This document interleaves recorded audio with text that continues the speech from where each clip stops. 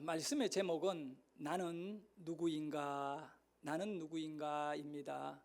제가 이제 예배를 드리면서 설교를 해야 하는 그런 입장입니다.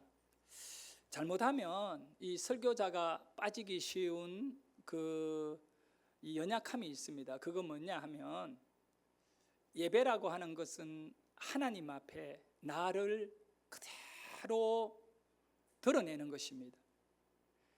그런데 이 설교자는 그 본질은 놓쳐버리고 그저 설교만 잘해야겠다라고 하는, 하나님은 사라지고 설교만 들고 성도를 바라보고 좋은 언어로 좋은 내용으로 설교를 하려고 하는 예배가 없는 연설이 될 수가 있다라고 하는 생각을 해보면서, 좋은 설교 나쁜 설교 이 선을 허물어 버리고 하나님을 예배하는 예배자가 되어야겠다고 하는 이런 마음을 가지고 이렇게 올라왔습니다.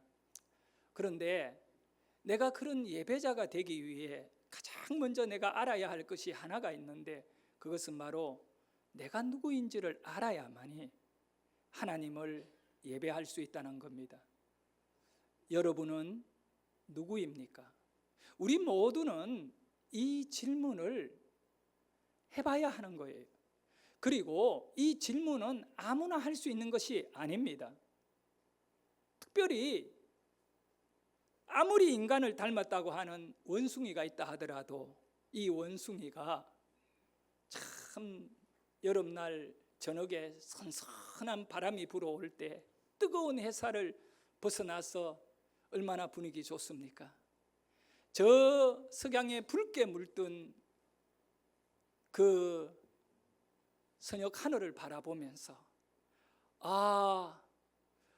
원숭이란 무엇인가? 자기 자신의 정체성을 찾기 위해 나는 무엇인가 원숭이가 고민할 것 같습니까? 절대 그렇지 않죠.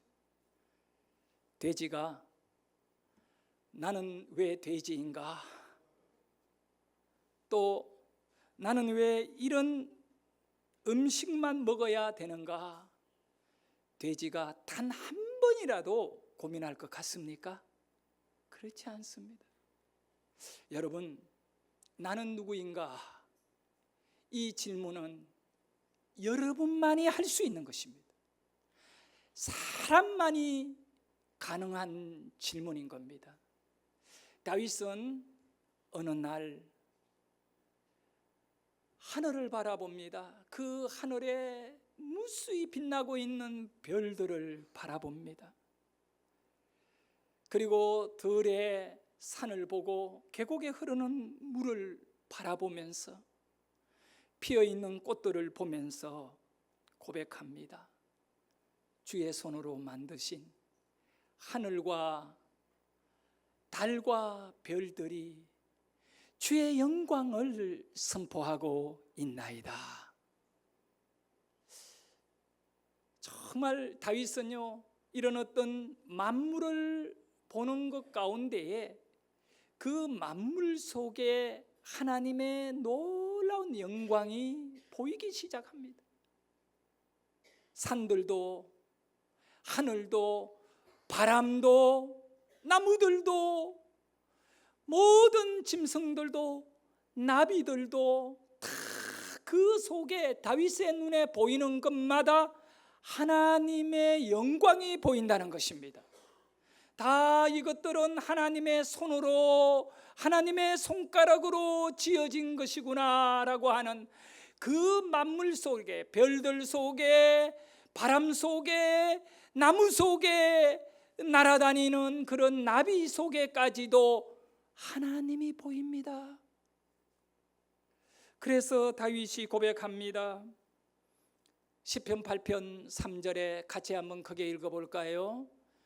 주의 손가락으로 만드신 주의 하늘과 주께서 베풀어 두신 달과 별들을 내가 보오니, 주의 손가락으로, 주의 손으로, 주의 권능의 말씀으로 만드신 하늘과 주께서 베풀어 주신 달별 모든 것들을 바라볼 때에 내가 보니 내가 봅니다, 봅니다, 봅니다.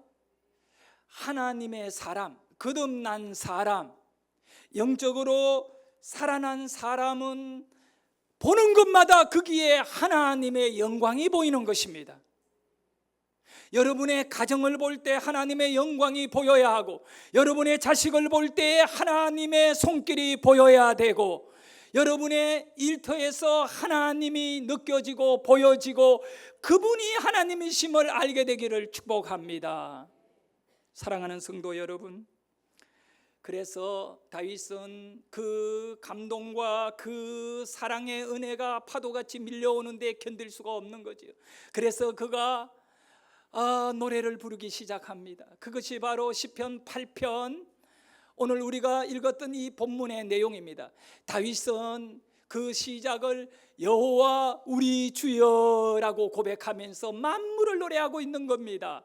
만물 가운데 하나님의 영광과 그 은혜가 가득 차 있다는 것을 선포하고 있거든요.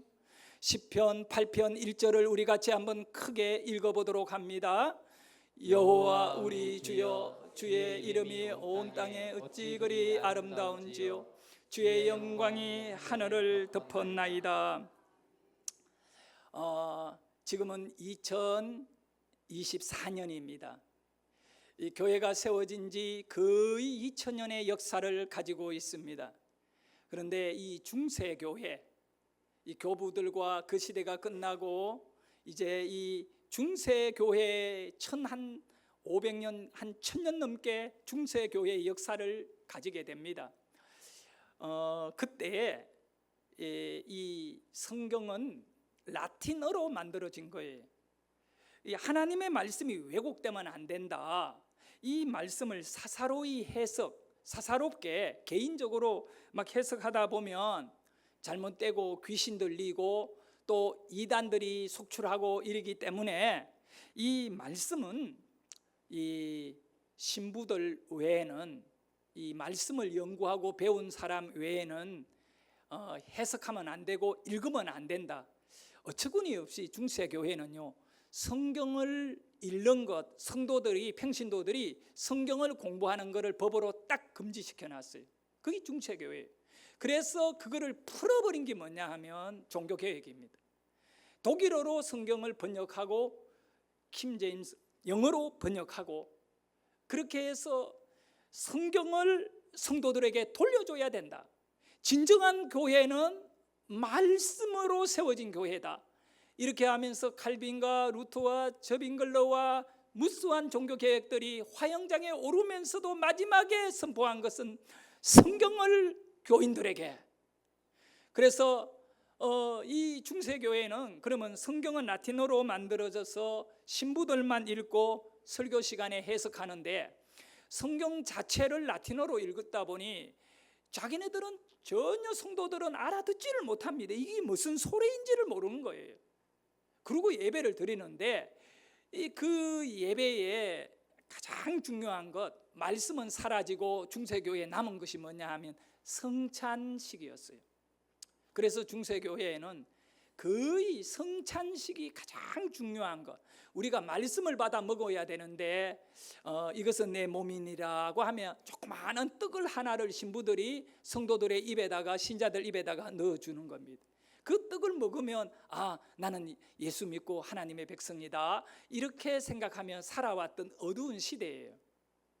그때 그나마 성찬이라고 하는 것을 통하여 성도들이 이 주의 예식에 동참하고 자기 자신이 하나님의 백성이라는 걸 잊지 않고 버텨왔거든요. 그 성찬식에 가장 많이 은혜롭게 이 찬양대가 불렀던 찬양이 시편 8편의 이 라틴어 찬양이었거든요. 그 내용이, 제목이 뭐냐 하면 주여 우리 주여라고 하는 제목이고, 도미네 도미누스 노스테라고 하는 이 곡이에요. 라틴어라서 우리는 전혀 알아듣지는 못하지만 이 가사를 알고 싶으면 시편 8편 내용 그대로 라틴어로 부른 노래인데, 제가 이 말씀을 준비하며 한 주간 이 찬양을 많이 들었어요. 참 감미롭게 들려오는 이 찬양 속에 이 가사의 의미를 깨닫는다면 우리는 또 천국을 경험하게 될 것 같아요. 이 도미네 도미누스 노스테 이 곡이 감사하게도 1980년대에 그 최덕신이라고 하는 찬양 사역자가 시편 8편을 가지고 그대로 내용을 갖고 곡을 붙여서 이렇게 찬양을 만들었어요. 그리고 이 찬양을 누구에게 부르게 줬느냐 하면 서울대 음대 테너를 전공한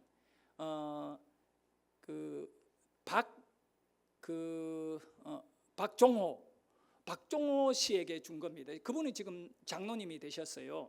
한동대 교수도 하셨고요. 그 박종호 씨가 이것을 갖고 노래를 불렀던 거예요. 우리 한번 같이 불러볼까? 예, 한번 반주해 주세요.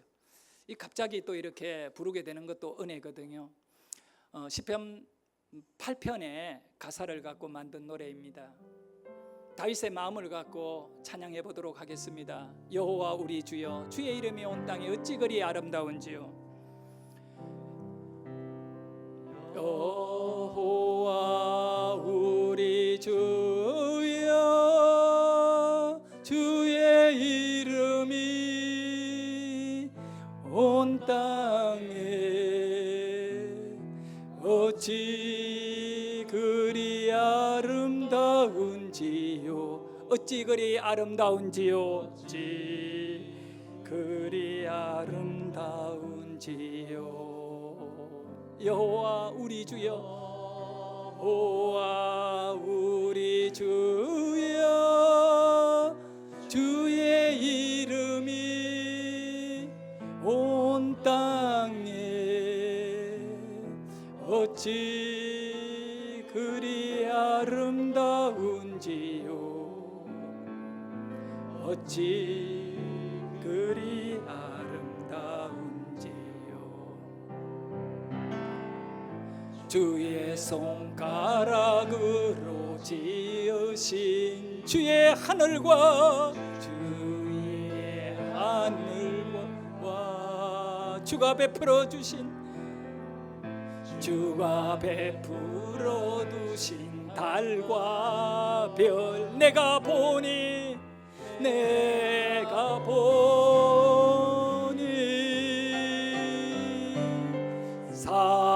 사람이 무엇이 관대 주께서 저를 생각하시며 인자가 무엇이 간대 인자가 무엇이 관대 저를 권고하시나이까.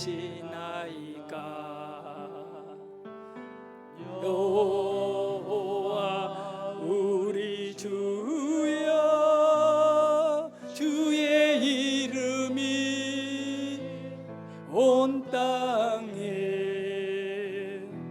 어찌 그리 아름다운지요. 어찌 그리 아름다운지요. 다윗은 참 만물을 보면서 그 기이한 모든 것 속에 하나님이 없이는 도저히 존재할 수가 없다는 것을 깨닫게 되는 겁니다.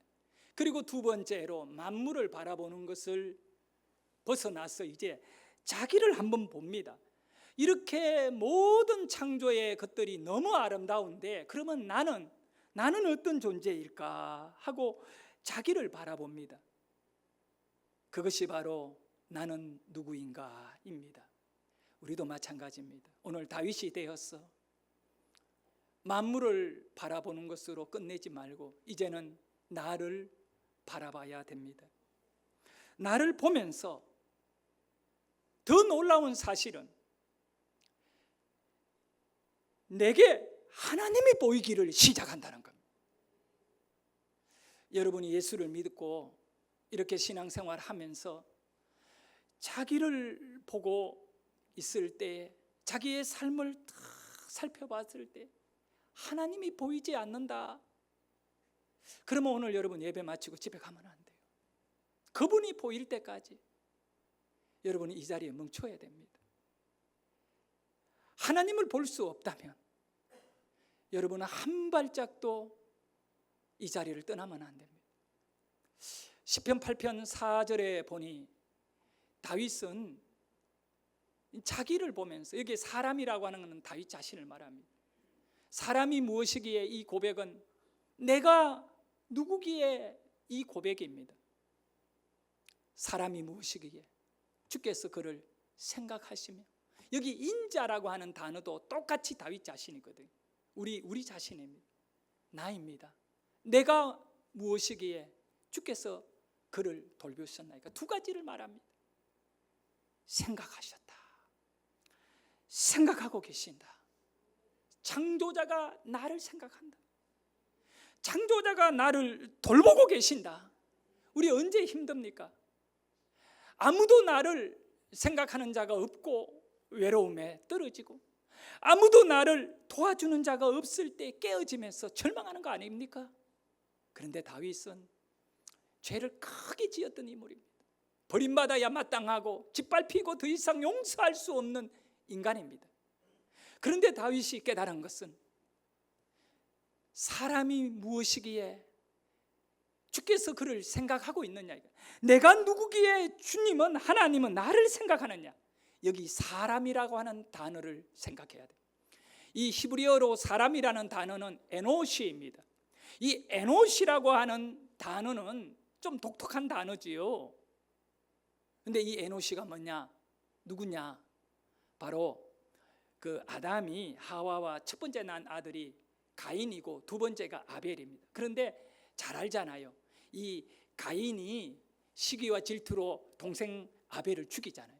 그러니까 하나님께서는 비록 가인이 살아있지만 이 가인을 통하여 메시아를 후손으로 주지 않기로 마음먹었습니다. 그래서 이 아담이 하와와 다시 세 번째 낳은 아들이 있어요. 네 번째, 다섯 번째 새롭게 아들을 낳습니다. 그가 바로 셋이라고 하는 아들을 낳았어요. 이 셋이 결혼을 해가지고 아들을 낳았는데 그 아들의 이름이 누구냐? 에노시입니다. 이것은 창세기 5장에 보면 바로 아담의 족보는 이러하니라 아담, 셋, 에노시 이렇게 시작되어지고 있거든요. 그 에노시에서 따온 단어가 바로 여기 다윗은 그걸 기억하고 에노시가 누구이기에 라고 말합니다. 이건 무엇을 의미하느냐 하면 바로 인간의 족보를 말하는 겁니다. 그런데 이 에노시라고 하는 단어는 이 시편 8편 4절에 딱 한 번만 나오고 끝나는가? 그렇지 않습니다. 너무 놀랍게 가장 고난을 많이 겪고 환난 가운데 있었던 욥이라고 하는 사람이 이 에노시를 고백하는데 욥기 7장 17절에 보면 사람이 무엇이기에, 에노시가 누구이기에 주께서 그를 크게 만들으셨습니까? 그에게 마음을 두셨습니까? 라고 말하는 겁니다. 여러분, 누구를 사랑한다는 것은 뭘 의미합니까? 그 존재와 그 사람에게 마음을 둔다는 것을 의미하는 것입니다. 마음을 두지 않고 사랑한다는 것은 거짓말이거든요. 에노시가 누구냐고 욥기서는 말하고 있습니다. 욥기는 고난을 이겨내고 믿음으로 하나님께 그냥 주님밖에 없습니다고 살아왔다는 인생의 고백입니다. 그러면 이 에노시라고 하는 이 단어의 뜻은 뭔가 볼까요?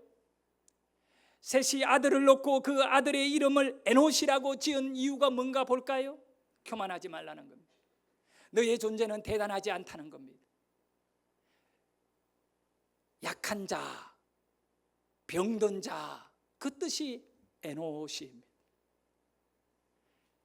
감히 정말 제가 여러분에게 외람되게 말씀드립니다. 여러분은, 저는 에노시입니다. 강한 자가 아닙니다. 여러분이 깨어지고 여러분이 정말 힘들고 어렵고 병들고 고통받는 것은 이상한 일이 아니에요. 왜냐하면 여러분과 저가 에노시이기 때문에 겪는 거예요. 여러분, 어렵고 힘든 문제를 지금 헤쳐가고 있다면 이상한 일이 아님을 아셔야 돼요. 에노시이기 때문에 가는 길임을 아셔야 돼요. 우리는 모두 에노시입니다. 그리고 더 놀라운 사실은 두 번째, 반복적으로 다윗은 고백합니다. 인자가 무엇이기에 주께서 그를 돌보셨나이까? 돌보아 주었냐고 물어봅니다. 여기 인자라고 하는 이 단어는 사람의 아들이라는 뜻이지요. 그렇잖아요, 인자. 그런데 이 히브리어로 보면 벤 아담이라고 되어 있습니다. 벤은 아들이라는 뜻이거든요. 아들. 예? 그리고 아담은 우리 최초의 인류 아담이잖아요. 그 아담의 뜻이 뭔지 여러분 아세요? 알겠지요? 흙이란 뜻이에요. 그 흙이 아담이거든요. 그러면 벤 아담은 뭡니까? 언어 그대로 해서 직역을 하면 흙의 아들입니다. 질그릇을 의미하는 것. 질그릇, 흙으로 만들어진 존재인 것입니다. 우리는 스테인으로 만들어진 강한 존재 아닙니다. 흙으로 만들어진 질그릇이다 보니 조그만한 충격만 주면 금이 가고 떨어뜨리기만 하면 산산이 박살나버릴 수밖에 없는 여러분이고 저입니다.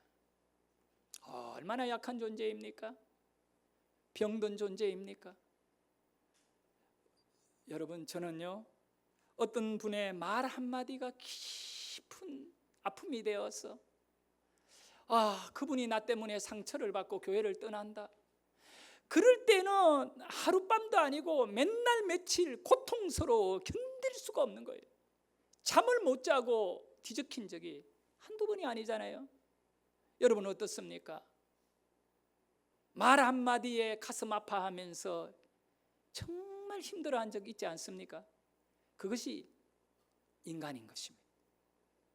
보이지 않는 바이러스, 세균, 코로나 때를 우리가 겪으면서 어디에 코로나균이 날아다니는지도 모르지만 그 작은 것에 의해 사람들이 죽어가는 것을 우리가 봤잖아요. 화장터에 시체를 처리하지 못하고 그냥 그대로 대기하고 방치한 것을 우리는 경험했잖아요. 다 보이지도 않는 작은 바이러스에 의해 인간은 허물어지는 겁니다. 우리는 에노시입니다. 우리는 벤 아담입니다. 여러분이 이 자리에 앉아 있지만 여러분이 얼마나 더 강하게 살 수 있을까? 이제 우리는 새로운 삶의 가치관을 가져야 할 것은 오늘 말씀이 여러분에게 놀라운 약속을 해주고 있다는 사실을 알게 됩니다. 그것은 바로 이렇게 질그릇 같은 질그릇인 저와 여러분, 정말 병들고 약한 저와 여러분을 주께서 생각하고 계신다는 거예요. 주께서 돌보고 계신다는 겁니다. 바로 여러분 가운데에 하나님이 계신다는 것입니다. 그래서 여러분은 아무리 힘들고 어려워도 내 인생 불행하다, 내 인생 끝장났다 말하지 말아야 될 것은 하나님이 여러분을 돌보고 지켜주시는 것입니다. 성도 여러분, 제가 이번에 교단 일로 뉴욕을 갔다가 뉴욕 맨하탄을 하루 관광할 수 있는 그런 기회를 가지게 되었습니다. 그 WPC라고 하는 그 총회에서 사절단으로 온 분들에게 VIP 투어를 시켜주셨습니다. 그래서 맨하탄에 있는 유명한 것들을 이제 이렇게 보면서 안내자의 이렇게 설명을 듣기도 했습니다. 맨하탄에 가면 오늘날 가장 유명한 그런 관광 사람들이 몰려드는 그런 조형물이 하나 있습니다. 그 이름은 허드슨 야드 베일이라고 하는 겁니다. 이 허더슨 야드 베일이라고 하는 것은 사진을 보면 이렇게 생겼습니다. 사진을 보니까 넘기지 마시고, 사진을 보니까 뭐 그렇게 크게 보이지는 않지만 막상 그 밑에 가면 사람은 조그마한 거 개미 같고요. 즉 그물이 얼마나 높고 큰지 몰라요. 저것이 새로 만들어진 것은 이 건물의 모양이 아니라 저것의 높은 곳에 올라가서 딱 보면 그 맨하탄에 완전히 빌딩 숲으로 이루어져 있지만 앞이 뻥 뚫려 양쪽의 빌딩들이 줄비하게 서 있고 허드슨 강이 보인다는 겁니다. 그래서 맨하탄 허드슨 야드 열려 있는 그 베셀이라, 저거는 이제 간단히 말하면 베셀이라고 합니다. 다음 사진 볼까요? 그 내부적으로 보면 저렇게 아주 큰 거고요. 다음 사진 보면 이제 옆으로 하나하나 만들어진 것이 이 건물이라기보다는 하나의 뭐 브릿지로 연결된 것 같이 둥글게 해서 쫙 올라간, 우리 조상들이 오래전에 만든 빗살무늬 토개하고 비슷하게 생겼습니다. 자, 여기 보면 허드슨 강이 보이잖아요. 저렇게 맨하탄의 땅 한 평이 수억 원 하는데 앞에 전망이 뻥 뚫려 가지고 허드슨 강을 바라볼 수 있는 그 위치가 만들어지게 된 것은 그가 바로 그 지하철 차량 기지가 있었기 때문에 건물을 지을 수가 없었고요. 그것을 이용해서 이 베셀을 만들고 사람들을 끌어모으기 시작했습니다. 하루에 수만 명씩 이 건물을 보고 오르기 위해 사람들이 찾아오는 가장 핫한 관광지고 명물입니다. 다음 사진 보겠습니다. 제가 사진을 찍은 것은 저 건물을 바라보면서 가이드가 우리가 저게 올라가야 되겠지만 올라갈 수 없기 때문에 그냥 눈으로만 보고 가는 거예요 라고 했었는 겁니다. 그래서 제가 기념으로 사진을 찍었습니다. 됐습니다. 저 건물에는 왜 들어갈 수가 없었느냐? 건물을 폐쇄했던 겁니다. 사연을 듣고 나니 참 슬펐어요. 처음에 사람들이 와, 멋진 건물이다.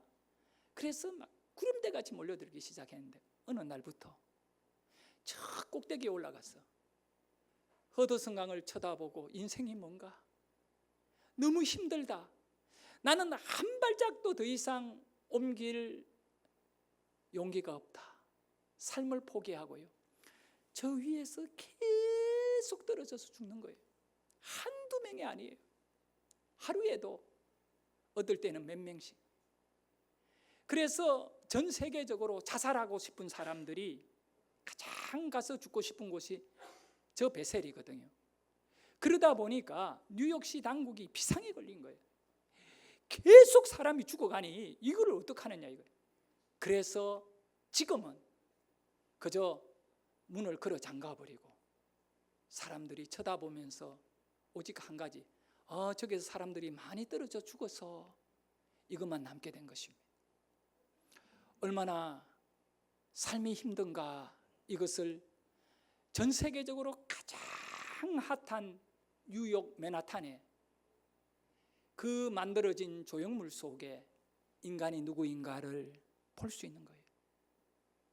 삶을 더 이상 영위하지 못하고 죽음을 각오하고 저곳을 오른 사람들이 얼마나 많았던가. 올랐다가 용기가 나지 않아 다시 걸음을 돌리고 내려왔던 사람이 얼마나 많았던가. 사람은 누구인가. 시편 8편 4절에 보면 다윗은 고백합니다. 그런 애노시고 약하고 병들고 이렇게 흙 같은 존재 질그릇이지만 하나님은 나를 생각하고 계신다. 하나님은 나를 돌보고 계신다. 제가 이번 뉴욕 출장길을 돌아오는 길에 LA를 거쳐 오게 되었습니다. LA에서 한 이틀 정도 머물 수 있었는데 그곳에서 목사님 한 분을 만나 깊은 대화를 하게 됩니다. 지금으로부터 70년 전에 경상북도 청송에서 한 남자아이가 태어났습니다. 이 아이가 태어난 지 딱 2달 만에 젊은 아버지는 첫 애인데 사고로 죽게 됩니다. 이 아이의 어머니는 몇 달 지난 뒤에 그 청송 산골짜기에 할머니, 할아버지에게 이 아이 피덩거리를 남겨놓고 어디론가 떠나버립니다. 그 이후로 이 아이가 자라면서 한 번도 어머니를 볼 수가 없었습니다. 이 아이의 적은아버지 되는 분이 청년이었는데 동네 교회가 생겨서 교회를 나가게 됩니다. 어린 조카를 데리고 교회를 나갔습니다. 초등학교를 들어가서 학교를 다니는데 학년이 바뀌어지면 선생님이 늘 물어보는 얘기가, 가정조사를 하면서 엄마 없는 애 손 들어봐. 그러면 몇 명 안 되는 아이 중에 혼자 손을 들고, 아빠 없는 사람 손 들어봐 할 때 그 어린 아이는 또 손을 들어야 했습니다. 그때마다 친구들 앞에 너무너무 부끄럽고, 아빠가 없고 엄마가 없다는 것 자체가 죄가 아니지만 왜 그렇게 부끄럽고 고아인 자기 자신에 대하여 창피스러운지 몰랐대요. 매번마다 학기만 바뀌었지만 새 학년이 되면 손을 들어요. 저도 그런 경험이 있거든요. 그런 걸 조사할 때 묻는 것이 있어요. 자기 집이 없고 셋집 사는 사람 손 들어봐. 그 청송 시골에서 저도 자랐는데 셋집이 거의 없어요. 흙집이라도 자기 집 지어놓고 사는데 제가 손 들어야 돼요. 얼마나 부끄러운지. 2번째, 집에 시계 없는 사람 손 들어봐. 그런 거는 왜 물어봤는지 그때는 꼭 물어봤어요. 그럼 우리 집에는 시계가 없어. 그러면 나는 또 손을 들어야 돼. 너무너무 부끄러운 거야. 그런데 이 영욱이라고 하는 이 아이는 엄마도 없고 아빠도 없고 너무 부끄러워가 참 힘들었대요. 이제 사춘기가 왔어. 14살 되었을 때 지게를 지고 산골짜기에 나무를 하러 갔는데 혼자. 근데 이 사춘기다 보니 얼마나 괴롭겠습니까? 그래서 혼자 울면서 나는 한 번도 엄마라고 불러본 사람이 없고 아버지라고 불러본 사람이 없다는 거예요. 그래서 그가 하나님께 물었습니다. 하나님, 나는 왜 아버지가 없습니까? 어머니가 없습니까? 나는 철이 들면서 엄마 아빠를 한 번도 본 적이 없습니다. 그냥 자기 인생이 너무 처량해서 펑펑 울고 있는데 어디서 바람이 불어오듯이 선명하게 음성이 들리는데, 영우가 울지 마라. 내가 너를 사랑한다. 아니, 한 번만 들리고 끝난 것이 아니에요. 계속 가슴에 들려오는 선명한 소리가 내가 너를 사랑한다. 내가 너를 사랑한다. 이 소리가 들려오는데 가슴에 뜨거운 불덩기 같은 그를 느끼면서 그가 갑자기 그 산속에서 목이 새도록 30분 이상을 그가 뭐라고 불렀느냐 하면 아버지! 아버지라고 하나님을 향해 불렀대요. 그리고 그 이후로는요, 자기 자신이 고아라고 하는 아버지도 없고 엄마도 없다는 이 사실이 전혀 부끄럽지도 않고 창피스럽지도 않고 약하지도 않고 어떤 생각을 들었느냐 하면 하나님이 나를 사랑하시고 하나님이 내 인생을 붙잡고 계시니 당당하게 학교 가서 공부도 하고 이렇게 한 거예요. 고등학교를 졸업하고 그가 신학교를 진학합니다. 대구에 있는 영남신학교라고 진학하고 장신대를 졸업하고 목사가 되었던 거예요. 그리고 미국으로 이민 가서 목회를 훌륭하게 잘하시고 지금은 나이 만 70이 넘어 은퇴를 하시고 이번에 미국에 가서 같이 차를 마시면서 상처받은 치유자, 정말 목사님 눈물을 걸성님의 하신 말씀이 자기가 엇길로 빠지지 않고 이렇게 목회의 길로 오고 이렇게 바른 삶을 살았을 수 있는 것은 나는 하나님이 나의 아버지라고 하는 고백을 통하여 내 젊은 시절 견뎌냈고 살아왔습니다. 성도 여러분, 제가 2010년도에 시애틀에 PCUSA라고 이 교단의 한인 목사 한 300명이 모여가 부흥회를 하는데 주강사로 초청을 받아 가서 첫날 밤에 집회를 딱 하고 내 방으로 딱 들어가는데 그 호텔 복도에서 저를 기다리고 있는 부부가 계셨어요. 50대 중반의 부부가 계셨어요. 누군지도 모르고 쳐다보면서 저에게 묻습니다. 이분이 목사님 설교 도중에 고향이 뭐 청송이라는 얘기를 들었는데 청송 어디예요? 저에게 물어보는 겁니다. 그래서 제가 청송을 아세요? 그 청송을 아세요? 여러분 청송엔 유명한 것이 있죠. 뭡니까? 교도소가 있습니다. 우리나라에서 어마어마한 규모의 교도소. 어떻게 청송을 아느냐고 제가 미국 땅에서 그러니까 나보고 청송 어디냐고 그 화목이라는 곳입니다. 그리고 이분이 얼굴이 노래지더니 저의 손을 턱 잡더니 목사님 제가 청송 화목 출신이에요. 그 고한 목사님 화목 그 출신인 거예요. 참 기가 막히는 거죠.